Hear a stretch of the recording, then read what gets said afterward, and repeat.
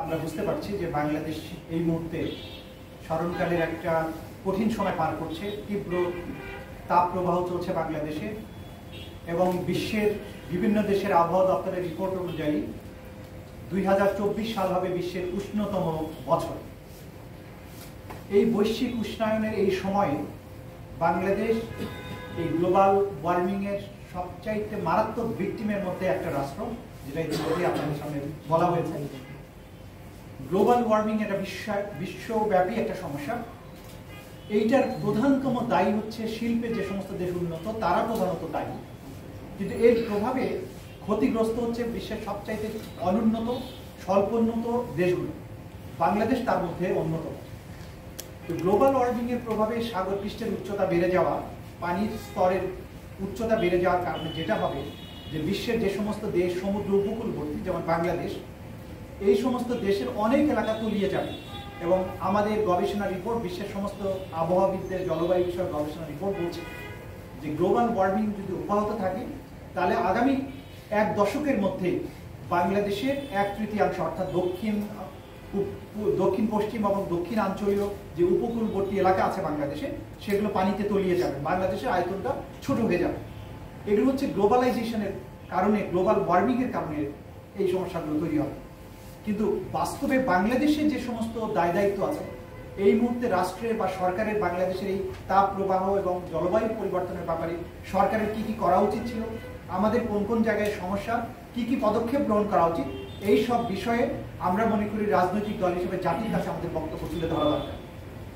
রাজনৈতিক দলের কাজ শুধু এটা নয় যে সরকারের পতনের আন্দোলন করব, সরকার পরিবর্তনের জন্য আন্দোলন করব, রাজপথে মিছিল মিটিং সংগ্রাম হবে, কিন্তু এই যে বৃহৎ সমস্যা, যে সমস্যাগুলো শুধু জাতি নয়, এর সাথে গোটা মানব জাতির সম্পৃক্ততা আছে, যেগুলো নিয়ে বিশ্বের সকল রাষ্ট্রনায়ককে ভাবতে হবে, মানব সম্প্রদায়ের যারা নেতৃত্ব দেন তাদেরকে ভাবতে হবে। তা নাহলে আগামী প্রজন্ম বিনাশের মুখোমুখি হবে, মানব সভ্যতা হুমকির সম্মুখীন হবে। সেই প্রেক্ষাপটে বাংলাদেশের যে দায়, বাংলাদেশের কি কি সমস্যা, সেই বিষয়গুলো আমরা আপনাদের সামনে তুলে ধরার চেষ্টা করছি। দেখুন, বাংলাদেশে এই গত কয়েক বছরের তুলনায় ঢাকা শহরে এবং বাংলাদেশে আমরা অসম্ভব বেশি তাপ লক্ষ্য করছি এবং আমরা অনুভব করছি এই মুহূর্তে। এবং এগুলোর প্রধান কারণগুলো যে কারণগুলো আমরা চিহ্নিত করেছি বা আবহাওয়াবিদগণ যে বিষয়গুলো চিহ্নিত করেছেন, তার মধ্যে হচ্ছে দেখুন, ঢাকা শহরে বা যে কোনো একটা আদর্শ শহরে অন্তত 15% এলাকা সবুজ বনে আচ্ছাদিত থাকা উচিত। ঢাকা শহরে সেটা আছে মাত্র 2.9% এলাকা। জলাভূমি থাকা উচিত অন্তত 10 থেকে 12% এলাকা। সেখানে জলাভূমি আছে বাংলাদেশে 7%-এরও কম, ঢাকা শহরে বা বাংলাদেশের বিভিন্ন জায়গায়। রাজধানীর বাইরে যদি যান, যেটা ইতিমধ্যে বলা হয়েছে, বাংলাদেশ নদীমাতৃক দেশ, সুজলা সুফলা বাংলাদেশ আবহমান কাল ধরে আমরা শুনে আসছি। সেই বাংলাদেশের প্রধান নদীগুলোর নাব্যতা হারিয়েছে।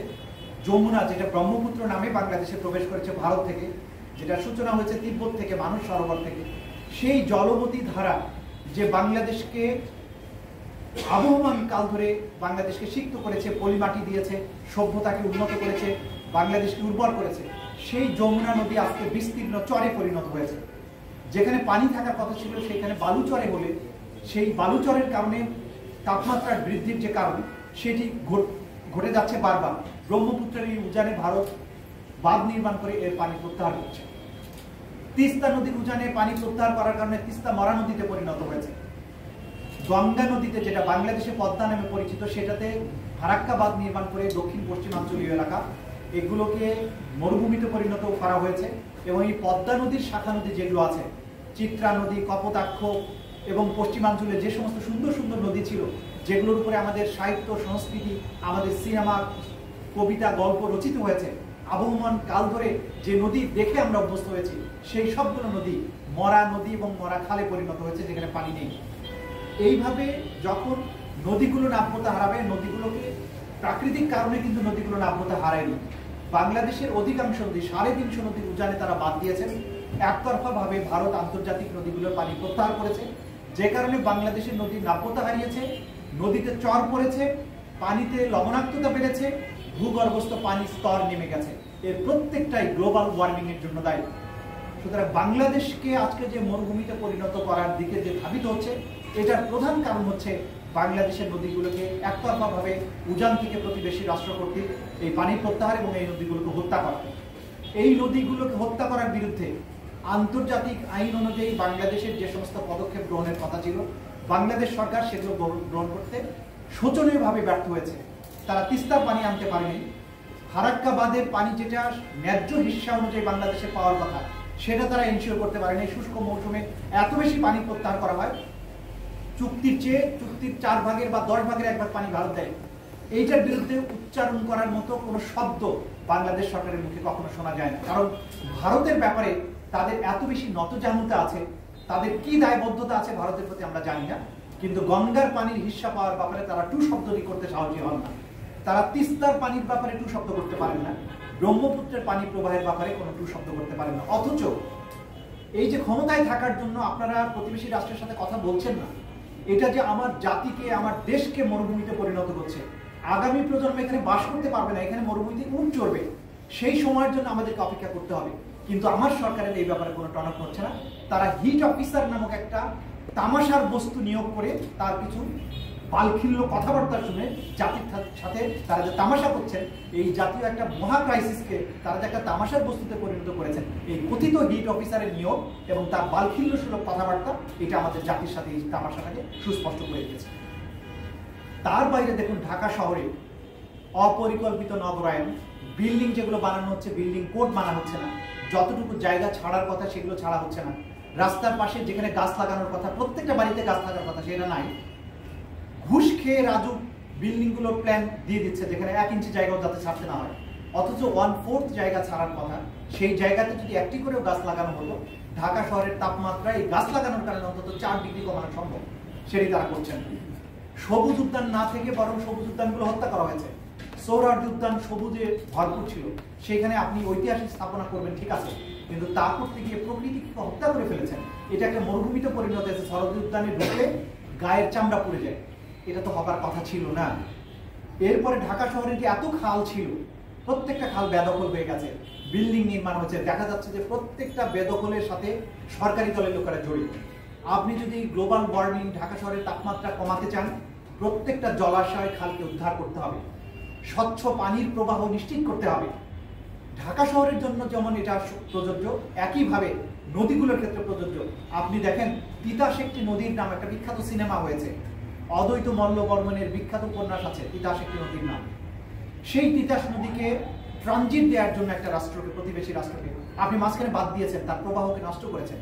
অথচ এই তিতাসের প্রবাহের সাথে বাংলাদেশের সংস্কৃতি, সাহিত্য, মানুষের আবেগ অনুভূতিতে সতত সঞ্চারমান ছিল। যে নদীর কলস্বরে অসংখ্য সাহিত্যিকের জন্ম হয়েছে বাংলাদেশে, আল মাহমুদের মতো, শামসুর রহমানের মতো, সেই নদীগুলোকে হত্যা করে আমাদের স্বপ্নকে তারা দুঃস্বপ্নে পরিণত করেছেন। এ নিয়ে তাদের কোনো ভ্রুক্ষেপ নেই। ঢাকার বাতাসে 2018 সাল থেকে ঢাকার বাতাস দূষণে 1 নম্বর অবস্থানে আছে, 1 অথবা 2 নম্বরে।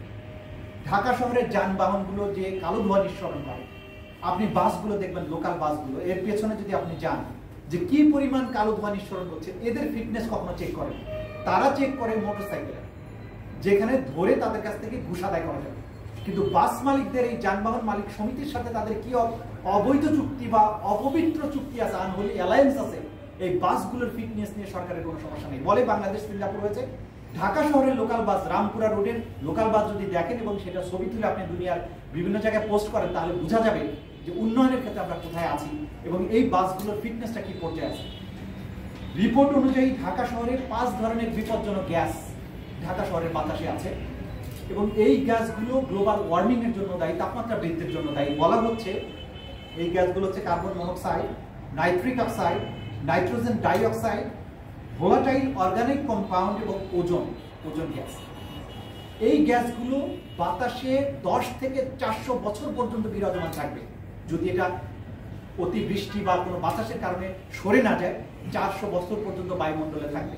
এবং বায়ুমণ্ডলে এই ক্ষতিকর গ্যাসগুলো থাকলে সূর্যের যে তাপ, এইটা উপরের দিকে উঠে যেতে পারবে না, তাপমাত্রা জমিনে পড়তে থাকবে এবং মাটি, আবহাওয়া এগুলো উত্তপ্ত হতে থাকবে। এই যে ভয়াবহ একটা ব্যাপার, এগুলোর ব্যাপারে রাষ্ট্রের কোনো সুনির্দিষ্ট পলিসি নেই। আবহাওয়ার ব্যাপারে যে নীতি থাকা উচিত, নদীর ব্যাপারে যে জাতীয় নীতি থাকা উচিত, বনায়নের ব্যাপারে যে নীতি থাকা উচিত, নগরায়নের জন্য যে নীতি থাকা উচিত, কোনো কিছু সরকারের বিবেচনায় নেই। তারা আছেন কিভাবে বিরোধী দলকে দমন করে ক্ষমতায় থাকবেন, কিভাবে প্রতিবেশী রাষ্ট্রকে অবলাইজ করে তারা ক্ষমতায় থাকবেন, দেশ এবং জাতির ভবিষ্যৎ নিয়ে, আগামী প্রজন্ম নিয়ে তাদের ভাবনার কিছু নেই। এবি পার্টি একটা রেসপন্সিবল রাজনৈতিক দল হিসাবে আমরা জাতির কাছে এটা স্পষ্ট করতে চাই, যদি দেশকে বাঁচাতে হয়, আগামী প্রজন্মকে বাঁচাতে হয়, পরিবেশকে বাঁচাতে হয়, বাংলাদেশে ৫৭,০০০ বর্গ মাইল এটাকে যদি সুজলা সুফলা রাখতে হয়, অন্তত মরুভূমি হওয়া থেকে বাঁচাতে হয়, তাহলে আমাদের একটা সুনির্দিষ্ট পরিবেশ নীতি লাগবে, আমাদের সুনির্দিষ্ট নগরায়ন নীতিমালা লাগবে, নদী বাঁচানোর পদক্ষেপ নিতে হবে। আন্তর্জাতিক নদীতে আমার যে অধিকার আছে সেটি রক্ষার জন্য আমার কোমর সোজা করে দাঁড়াতে হবে। একটা নতজানু সরকার, কখনোই দুর্নীতিগ্রস্ত সরকার এবং জনগণের ম্যান্ডেটবিহীন সরকার কখনো এই কাজগুলো করতে পারবে না। কিন্তু জাতির কাছে আমাদের বার্তা, দেখুন এই সরকার হয়তো সাময়িকভাবে ক্ষমতায় আছে, কিন্তু আগামী প্রজন্ম শুধু একটা সরকারের না, এটা গোটা জাতির সাথে সম্পৃক্ত।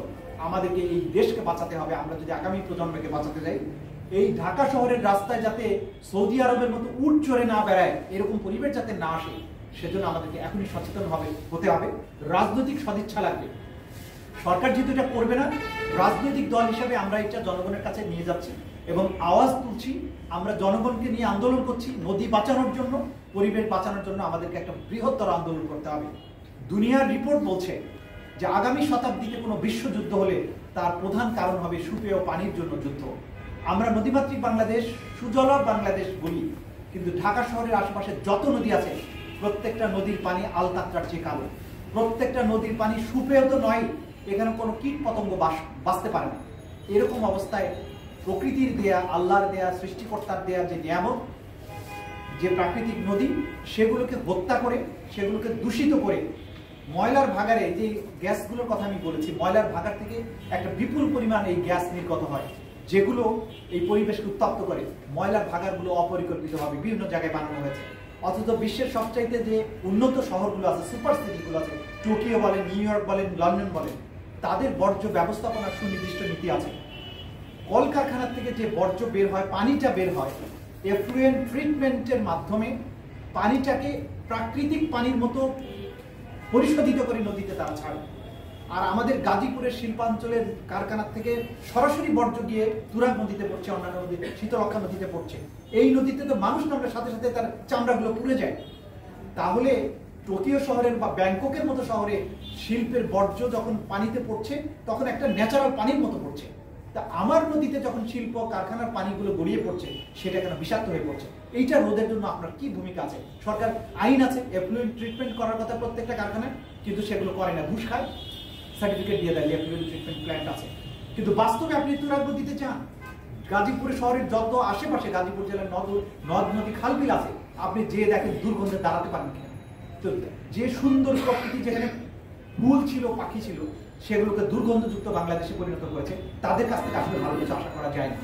আজকে এবি পার্টির পক্ষ থেকে আমরা জনগণের কাছে দাবি জানাই যে আগামী প্রজন্মকে বাঁচানোর জন্য আপনারা জেগে উঠুন, আন্দোলন গড়ে তুলুন, এবং সরকার যদিও অবৈধভাবে ক্ষমতায় আছে, আমরা তাদেরকে অনুরোধ করবো যে যেদিন বাংলাদেশ এরকম বাসযোগ্য থাকবে না, সেদিন আপনিও কিন্তু বিপদে পড়বেন। সুতরাং সময় থাকতে, সরকারের ক্ষমতায় থাকতেই এই বিষয়গুলো খেয়াল করুন এবং এই নদী বাঁচানো, পরিবেশ বাঁচানোর যে সমস্ত পদক্ষেপের কথা আমরা আলোচনা করলাম, সেগুলো রক্ষার জন্য সরকার ভূমিকা পালন করতে শুরু করবে। এবং সরকার যদি এই ব্যাপারে পদক্ষেপ গ্রহণ শুরু করে, ভারত থেকে পানি আনার জন্য যদি সরকার পদক্ষেপ নেয়, সেই পদক্ষেপে এবি পার্টি সরকারের পক্ষে থাকবে, কোনো সন্দেহ নাই। সরকার যতই অবৈধ হোক, যদি ভারত থেকে তিস্তার পানি আনতে পারে, ফারাক্কার পানি আনতে পারে, ব্রহ্মপুত্রের পানি আনতে পারে, ওই ইস্যুতে আমরা সরকারের সাথে আছি জাতি হিসেবে, তখন আমরা ঐক্যবদ্ধ থাকবো। এই কথাগুলো বলে জাতিকে সচেতন হবার জন্য, আগামী দিনে যাতে এই পৃথিবীতে বাসযোগ্য থাকে, সেই আন্দোলন গড়ে তোলার জন্য আমরা আহ্বান জানিয়ে আপনাদের সবাইকে ধন্যবাদ জানিয়ে আমার কথা এখানে শেষ করছি। খোদা হাফেজ। বাংলাদেশ জিন্দাবাদ। আমার বাংলাদেশ পার্টি জিন্দাবাদ।